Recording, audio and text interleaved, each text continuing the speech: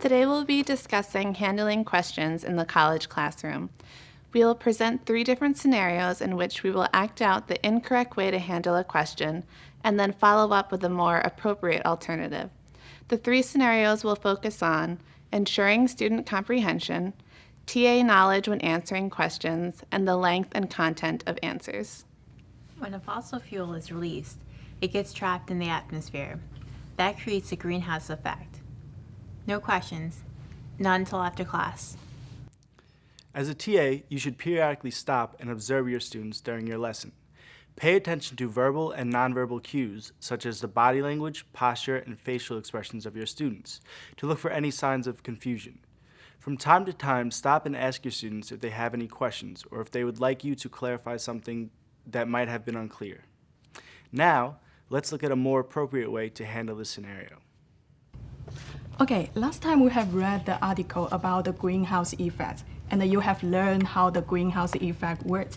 So is anyone confused about this part? Okay, great. So we know that human activity leads to the global warming, right? Next part, we will talk about how the climate change will affect us. So before we continue, just feel free to stop me if I'm going too fast, okay? Okay, thank you. Every state has a capital. The capital of New York is Albany. New York is not the capital of New York. I have a question. What's the capital of the United States? Texas. It's okay to not know the answer to a question. Simply state that you do not know and we'll find out. There's no reason to be embarrassed. Let's look at some possible solutions that can be used in the classroom to state that you are unsure but still lets the student know that you care and are willing to help. First, you can say, "That's a good question. I can look into it and address it in the next class." Second, you can ask other students in the class if they know the answer. And lastly, if time allows, you can ask someone to look it up on their smartphone. It's better to admit you don't know the answer, and you will be respected more if you are honest. Now let's look at a more appropriate response. As I was saying, every state has its own capital. Oh, yes, Justin. Do you know the capital of Utah?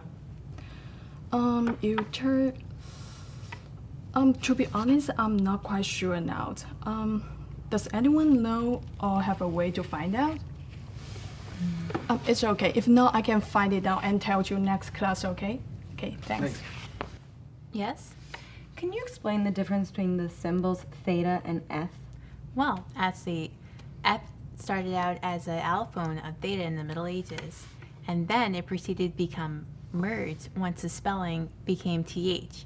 For example, S and D were allophones also, and then they became different. They became phonemes after the spelling introduction. Not at all. And actually, a lot of things changed because of the spellings. For example, American spelling. In that scenario, we saw that the TA's response was too long and drawn out, and the students quickly lost focus and never received an answer to their question. As a TA, your answer to student questions should be brief, direct, and concise. While adding a personal anecdote is fine if it helps make your point, be sure that you are answering the student's question. Now, let's look at a more appropriate response. Okay, today we're going to learn about the minimal pair. Minimal pair is a pair of words that differ only in one sound. So they are often used to show how two sounds contrast in a language. For example, pie and buy.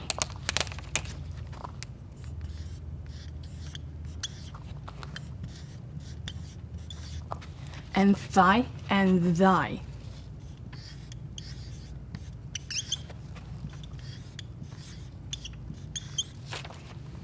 Yes, Lindsay. Can you explain the difference between the theta and the thigh symbol? Oh, sure. This one is voiced. So put your hand here, you can feel the vibration as the word those. Those. Yeah. This one is voiceless. There's no vibration as the word thing. Thing. Yeah. Okay. Thank you. You're welcome.